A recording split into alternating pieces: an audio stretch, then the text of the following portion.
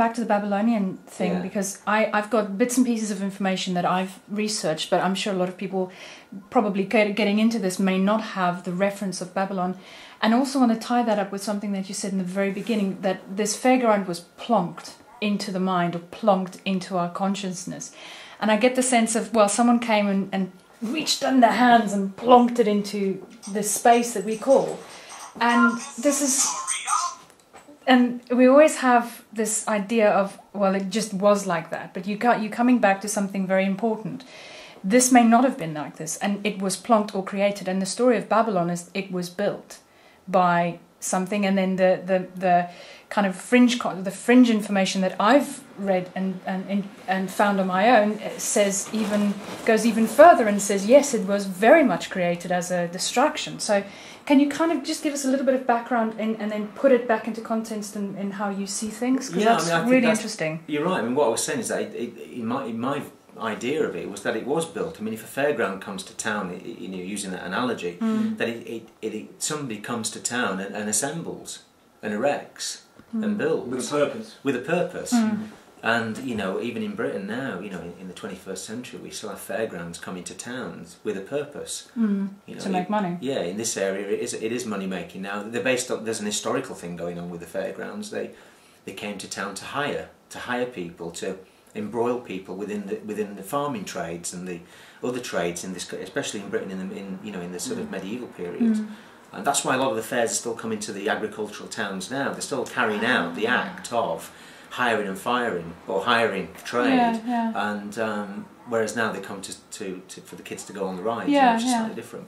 But the roots haven't changed. But the roots haven't changed. That's right. So with the Babylonian idea for me was that the people that came and built the city structure, you can look at this from different viewpoints. You could say maybe I mean, I've heard that theory going around the net and in books about extraterrestrials. Yeah, that's what coming, I mean. And I personally wouldn't say that was the whole understanding of it. I think there's another side to it. But what you have is an elite, a cabal, a group.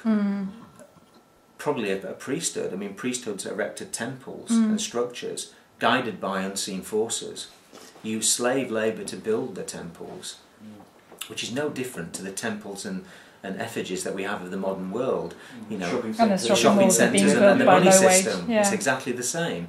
People building an infrastructure that enslaves the masses, whether it's a temple or whether it's a banking structure. Which is doing its job as it should be, and that's what it's doing. Sure. But its presence, the presence within. I'm just going to go back to that picture because I think it's very, very powerful in its own right. Tea them while you're going back to that exactly, because its presence in that picture gives me a sense of that's the left part of my brain is this artificial eye or artificial structure, and the right brain is the natural structure, and it almost seems like it's not necessarily. How can I structure it? It's almost like that, yes, this was done, and yes, it was an outside force that still put it there, but I can still see it as part of my brain, and it's still, it's the yin and the yang, it's the black, it's the white, it's the polarity. So what I'm seeing, and I don't know if anyone would agree or not, but it's almost like we needed that in some part of our human history to give us the polarity so that we can get back to the sense of balance. We needed to be out of balance to become into balance. If you really zoom out of it. That's a good point. Because it is like that. A lot of these things seem to, it was plonked there and it served a purpose, and the fairground's great. If you're a kid, I know nothing better than going to a fairground and playing, and I remember living in Basingstoke when the new shopping mall was built there in the first year or so. It's incredibly exciting, and you go but then you get bored of it. But so in terms of seeing it, I don't see it as being that negative, but I see the over accentuation of it being negative. So is yeah, I mean, it's not a negative thing. It's just a symbol. I wouldn't say that the fairground is a bad place. Mind you, than saying that these days, I suppose. Yeah. There's a lot of riffraff at fairgrounds. I don't know, but it's not a bad thing. Going back to the symbolism behind the painting and other paintings, is that what you're trying to capture is the understanding of a concept through symbols anyway.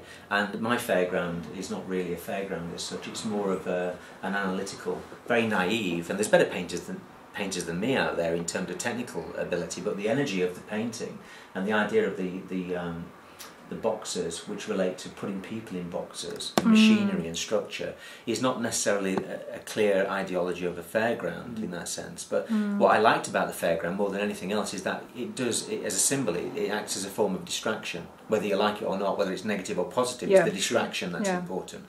And it can distract you. I mean, you know, look at the native cultures right throughout history. People have come and gone, and they've moved into other lands, and they've tempted and tried to distract the Aboriginal cultures from their own connections to the land in that sense, or their own connection to their version of infinite consciousness, whichever way you want to look at it, because the land is the people and the people are the land as such, and consciousness is a whole. So if something comes from another area and tries to set up stall and set its sort of wares out, you're either going to buy it or not. And I think what I'm trying to say is that because of the nature of the human mind and because of the nature of human consciousness, the left brain, which is a necessary requirement, that's where it was is predominantly dominating society and not allowing enough of the right brain activity or energy or state of mind into the world that we live in.